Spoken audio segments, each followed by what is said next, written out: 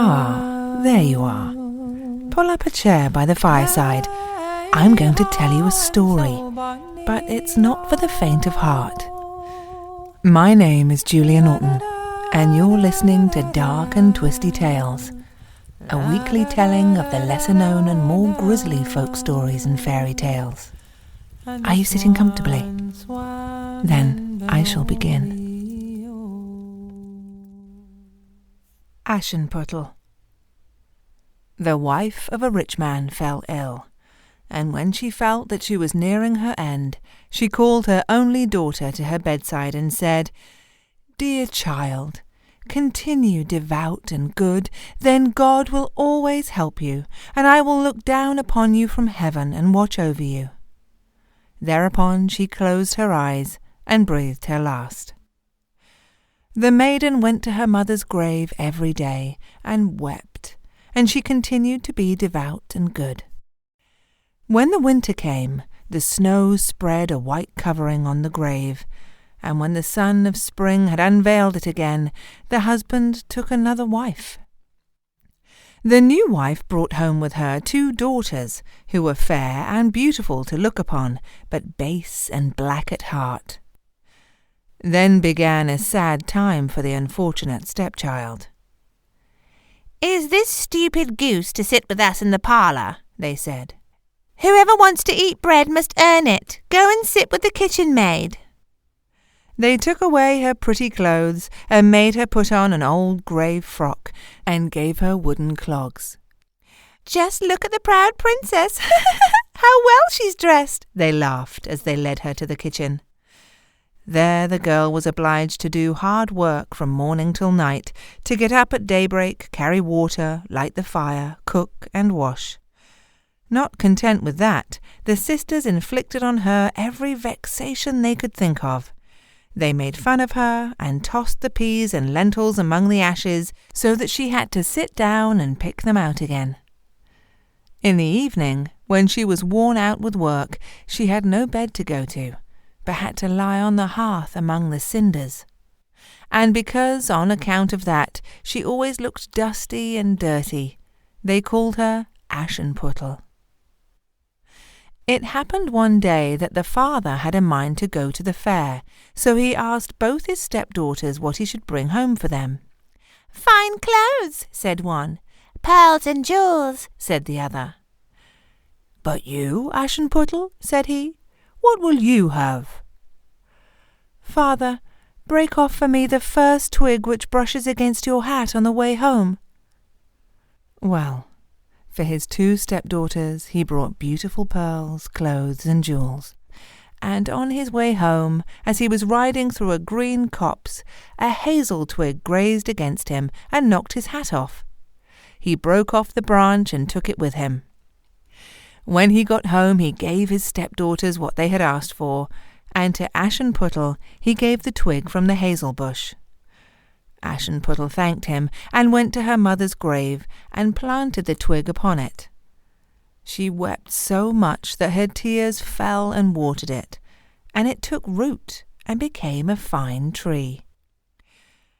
Ashenputtel went to the grave 3 times every day, wept and prayed, and every time a little white bird came and perched upon the tree, and when she uttered a wish, the little bird threw down to her what she'd wished for. Now it happened that the king proclaimed a festival, which was to last 3 days, and to which all the beautiful maidens in the country were invited, in order that his son might choose a bride.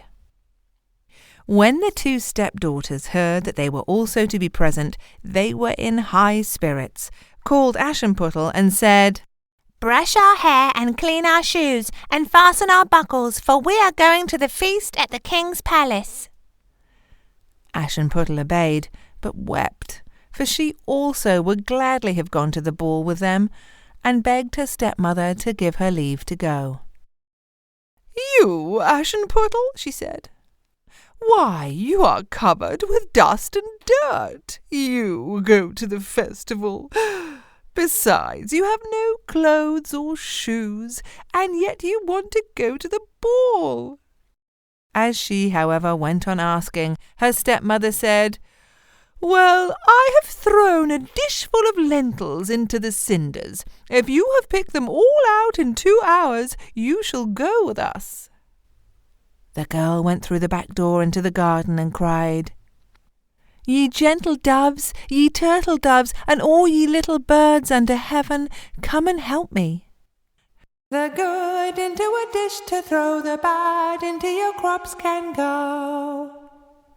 Then 2 white doves came in by the kitchen window and were followed by the turtle doves, and finally all the little birds under heaven flocked in, chirping, and settled down among the ashes.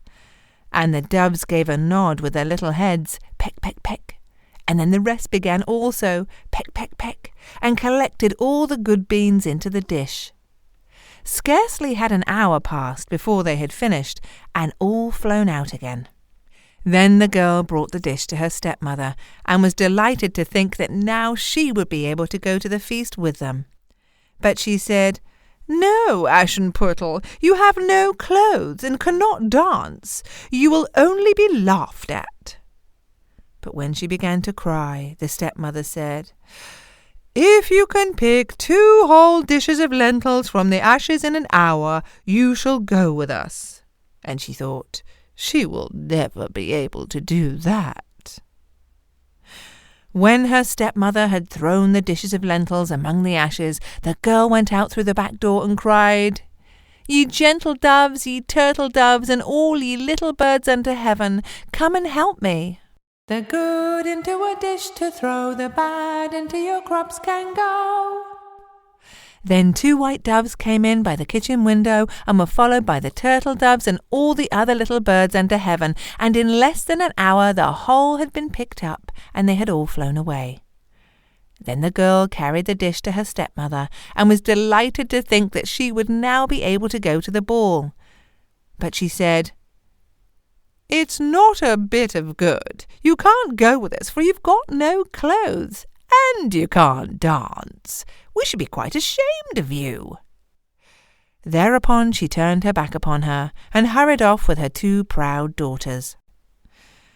As soon as everyone had left the house, Aschenputtel went out to her mother's grave under the hazel tree, and cried, "Shiver and shake, dear little tree, gold and silver shower on me." Then the bird threw down to her a gold and silver robe, and a pair of slippers embroidered with silk and silver. With all speed she put on the robe and went to the feast. But her stepsisters and their mother did not recognize her, and supposed that she was some foreign princess, so beautiful did she appear in her golden dress.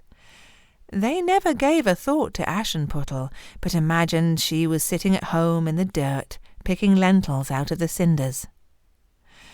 The prince came up to the stranger, took her by the hand, and danced with her. In fact, he would not dance with anyone else, and never let go of her hand.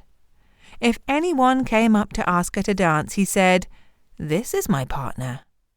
She danced until nightfall, and then wanted to go home, but the prince said, "I will go with you and escort you," for he wanted to see to whom this beautiful maiden belonged. But she slipped out of his way and sprang into the pigeon house. Then the prince waited till her father came, and told him that the unknown maiden had vanished into the pigeon house. The old man thought, could it be Ashenputtel? And he had an axe brought to him, so that he might break down the pigeon house, but there was no one inside. When they went home, there lay Ashenputtel in her dirty clothes among the cinders, and a dismal oil lamp was burning in the chimney corner. For Ashenputtel had quietly jumped down out of the pigeon house and ran back to the hazel tree. There she had taken off her beautiful clothes and laid them on the grave, and the bird had taken them away again. Then she had settled herself among the ashes on the hearth in her old grey frock. On the second day, when the festival was renewed, and her parents and stepsisters had started forth again, Ashenputtel went to the hazel tree and said, "Shiver and shake, dear little tree, gold and silver shower on me." Then the bird threw down a still more gorgeous robe than on the previous day, and when she appeared at the festival in this robe, everyone was astounded by her beauty. The king's son had waited till she came, and at once took her hand, and she danced with no one but him. When others came forward and invited her to dance, she said, "This is my partner." At nightfall she wished to leave, but the prince went after her, hoping to see into what house she went. But she sprang out into the garden behind the house. There stood a fine big tree on which the most delicious pears hung. She climbed up among the branches as nimbly as a squirrel, and the prince could not make out what had become of her. But he waited till her father came, and then said to him, "The unknown maiden has slipped away from me, and I think that she has jumped into the pear tree." The father thought, "Can it be Ashenputtel?" And he had an axe brought to cut down the tree, but there was no one on it. When they went home and looked into the kitchen, there lay Ashenputtel among the cinders as usual, for she had jumped down on the other side of the tree, taken back the beautiful clothes to the bird on the hazel tree, and put on her old grey frock. On the third day, when her parents and sisters had started, Ashenputtel went again to her mother's grave and said, "Shiver and shake, dear little tree, gold and silver shower on me." Then the bird threw down a dress which was so magnificent that no one had ever seen the like before, and the slippers were entirely of gold. When she appeared at the festival in this attire, they were all speechless with astonishment. The prince only danced with her, and if anyone else asked her to dance, he said, "This is my partner." When night fell and she wanted to leave, the prince was more desirous than ever to accompany her, but she darted away from him so quickly that he could not keep up with her. But the prince had used a stratagem that had caused the steps to be covered with cobbler's wax. The consequence was that as the maiden sprang down them, her left slipper remained sticking there, and the prince took it up. It was small and dainty, and entirely made of gold. The next morning he went with it to Aschenputtel's father, and said to him, "No other shall become my wife but she whose foot this golden slipper fits." The two sisters were delighted at that, for they both had beautiful feet. The eldest went into the room intending to try on the slipper, and her mother stood beside her, but her great toe prevented her from getting it on. Her foot was too long. Then her mother handed her a knife and said, "Cut off the toe. When you are queen, you won't have to walk any more." The girl cut off her toe, forced her foot into the slipper, stifled her pain, and went out to the prince. Then he took her up on his horse as his bride and rode away with her. However, they had to pass the grave on the way, and there sat the two doves on the hazel tree and cried, "Prithee look back, prithee look back, there's blood on the track, the shoe is too small, at home the true bride is waiting thy call." Then he looked at her foot and saw how the blood was streaming from it. So he turned his horse around and carried the false bride back to her home, and said she was not the right one, and the second sister must try the shoe. Then she went into the room and succeeded in getting her toes into the shoe, but her heel was too big.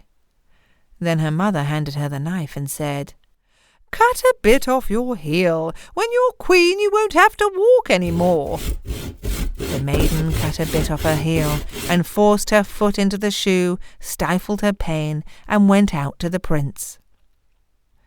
Then he took her up on his horse as his bride and rode off with her. As they passed the grave, the two doves were sitting on the hazel tree and crying, "Prithee look back, prithee look back, there's blood on the track, the shoe is too small, at home the true bride is waiting thy call." He looked down at her foot and saw that it was streaming with blood, and there were deep red spots on her stockings. Then he turned his horse and brought the false bride back to her home. "This is not the right one either," he said. "Have you no other daughter?" "No," said the man. "There is only a daughter of my late wife's, a puny, stunted drudge, but she cannot possibly be the bride." The prince said that she must be sent for, but the mother answered, "Oh no, she's much too dirty. She mustn't be seen on any account." He was, however, absolutely determined to have his way, and they were obliged to summon Aschenputtel. When she had washed her hands and face, she went up and curtsied to the prince, who handed her the golden slipper. Then she sat down on a bench, pulled off her wooden clog and put on the slipper, which fitted to a nicety. And when she stood up and the prince looked into her face, he recognized the beautiful maiden that he had danced with and cried, "This is the true bride." The stepmother and the two sisters were dismayed and turned white with rage. But he took Aschenputtel on his horse and rode off with her, and as they rode past the hazel tree, the two white doves cried, "Prithee look back, prithee look back, no blood's on the track, the shoe's not too small, you carry the true bride home to your hall." And when they had said this, they both came flying down and settled on Aschenputtel's shoulders, one on the right and one on the left, and remained perched there. When the wedding was going to take place, the two false sisters came and wanted to curry favour with her, and take part in her good fortune. As the bridal party was going to the church, the eldest was on the right side and the youngest on the left, and the doves picked out one of the eyes of each of them. Afterwards, when they were coming out of the church, the elder was on the left and the younger on the right, and the doves picked out the other eye of each of them. And so for their wickedness and falseness they were punished with blindness for the rest of their days. Prithee look back, prithee look back, no blood's on the track, the shoe's not too small, you carry the true bride home to your hall. And so concludes our very first dark and twisty tale. I hope you've enjoyed it, and tell all your friends and subscribe on iTunes. You can also go to julianorton.com to make sure you don't miss any future stories. I'll see you next time.